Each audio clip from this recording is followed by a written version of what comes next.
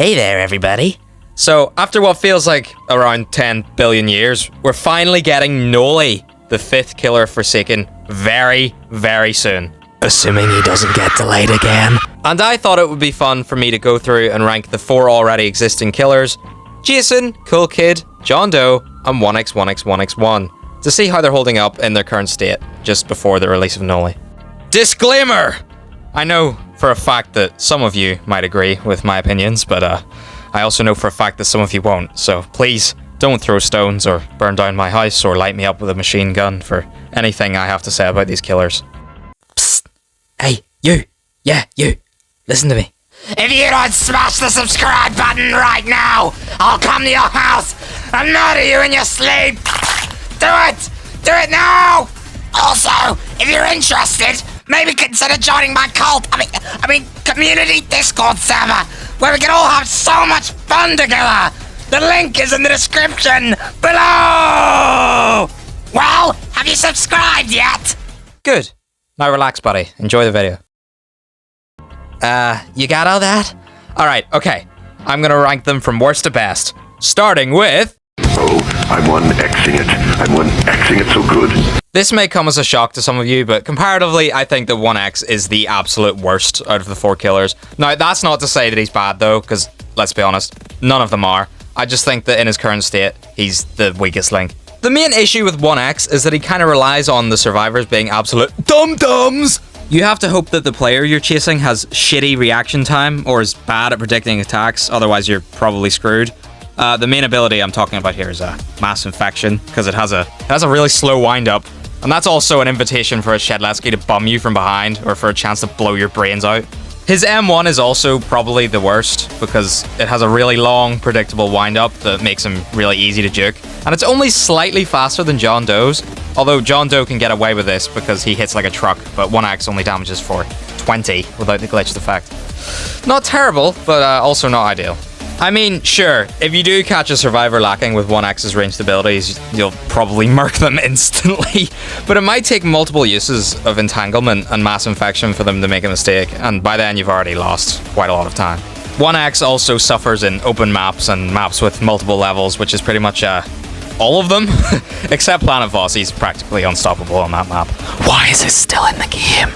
Now, I also think that 1x probably has the most potential for lobby wiping out of all of the killers, but if you're stuck out in the open, you don't really have many options, you know.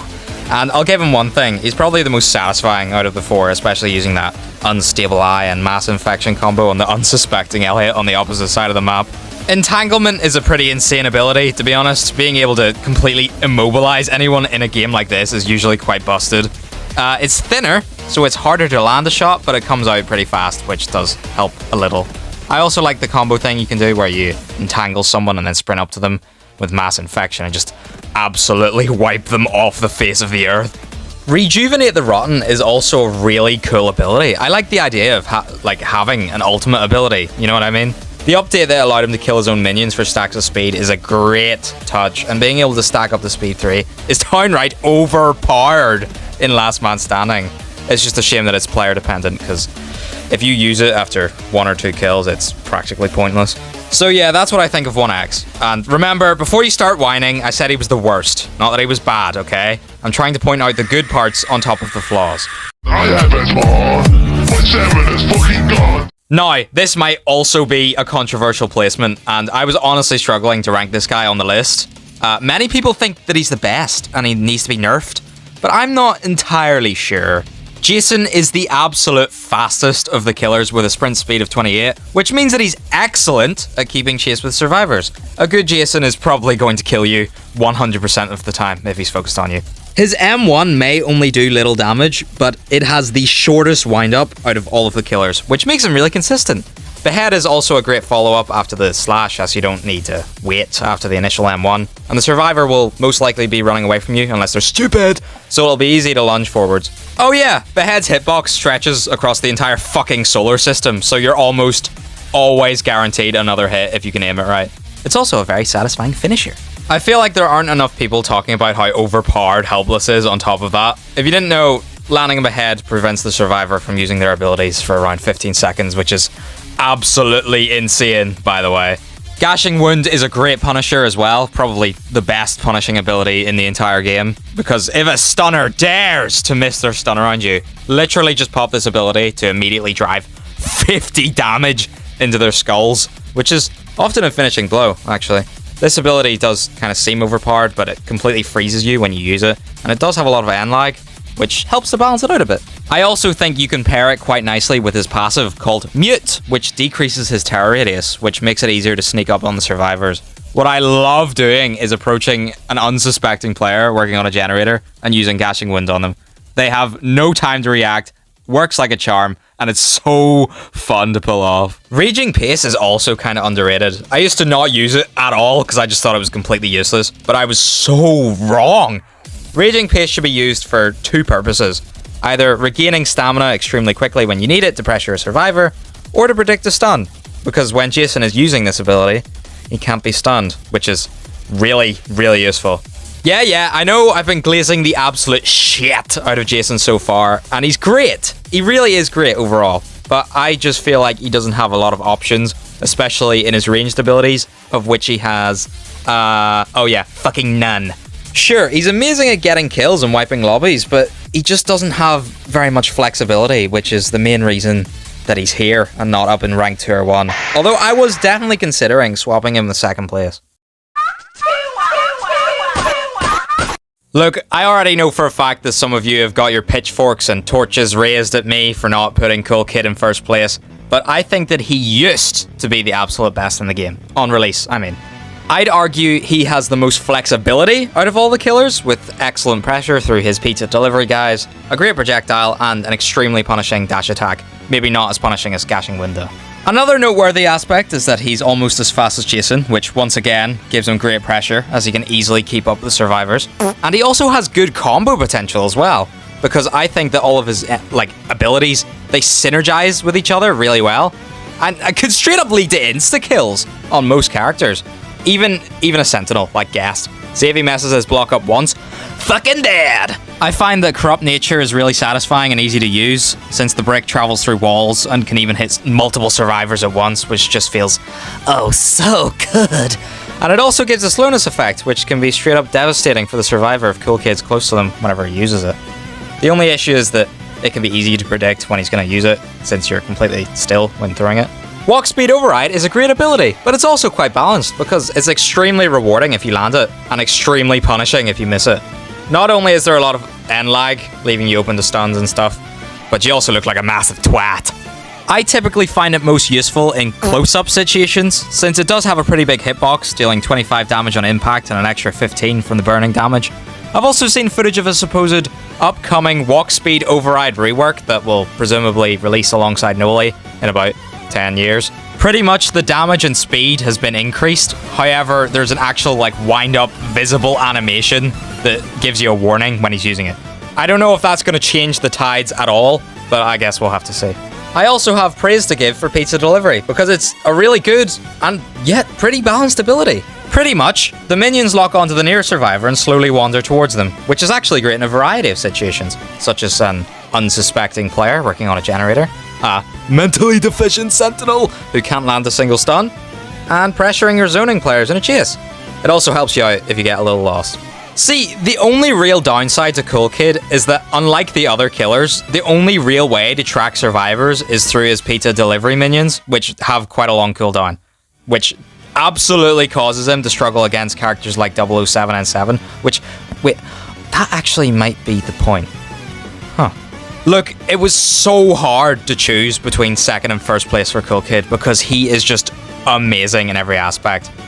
However, I feel like he just falls short on first place, which, if you couldn't tell by now, belongs to... I'm dropped down and I'm gonna have Roblox. Right to all your Roblox will be gone! Uh-huh. Oh yeah. I know for a fact that some people will throw tomatoes at me for this, but I'm willing to argue that in his current state, John Doe is the absolute best killer in the game. Even though he actually used to be the worst. Now, listen up, because I would argue that he requires the most skill, because bad John Doe players will consistently lose their games, while good John Doe players will consistently win their games. Ever since I actually locked in and started using this character, my killer win rate started to skyrocket. Skyrocket. He might actually be more consistent than Jason, to be honest. He is the heaviest hitter, dealing 28 damage directly with his M1, and while his wind-up is not great, it's pretty slow, it is nowhere near as horrendous as it used to be. He's also quite fast, and he gets lots of opportunities to get a speed boost, which is very nice. His passive Unstoppable, despite its heavy nerf, is still probably the best passive in the whole game, and it pretty much negates every single stunner, making them mostly worthless. Since the longest he can be stunned for is around 2 seconds, and you receive a small speed boost after, you can easily catch up to the survivor immediately after you recover from it. The only issue I can think of is that it's really easy to get stunned out of corrupt energy, which might fuck you over at times. But stunning in this game is absolutely devastating. So the fact that you can just practically ignore it is insane! Corrupt energy itself is a really good ability if you can just figure out the way to use it. You can cut off escape pathways or deal solid damage pretty quickly, or even both! Each spike deals 12 damage, and at most can hit 3 times for 36 damage. Landing a hit with the scary spikes also gives you a generous speed boost, because of course it fucking does! Although I mostly use this ability for damage, I find that zoning survivors is mainly the way you're going to be getting killed with John Doe, and that pairs up very nicely with his next ability. So, Digital Footprint is essentially the death sentence for any survivor who dares to step foot in it. You can cut off any route or looping spot as you please, and there's fuck all anyone can do about it. The puddle gives a highly punishing, long, slowness 2 debuff to the survivor who steps in it. Sorry, I'm losing my breath. And also causes them to lose around 19 HP, I think? John Doe also receives a speed boost, of course he fucking does, that lasts the same amount of time no matter where he is on the map. This ability also highlights the survivor and killer so they can see each other the entire time the effects are active.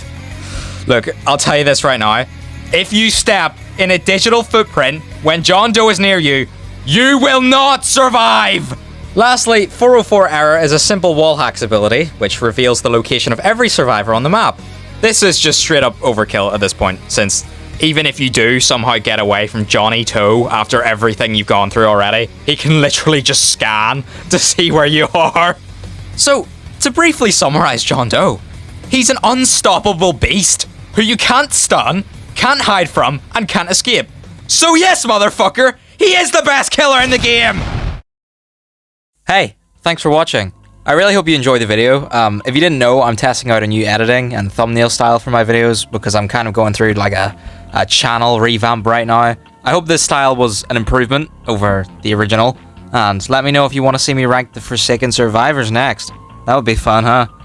Anyway, if you have any criticisms about this ranking, suck my ball. That is totally fine. Feel free to leave your thoughts and opinions in the comments below. Do you agree with me? Do you not? I would really love to hear it so I could call you a slur. Right. Well, I'm gonna go brace myself for Noli's release in a few million years, so subscribe so you can stay tuned for when I release a video on that bad boy.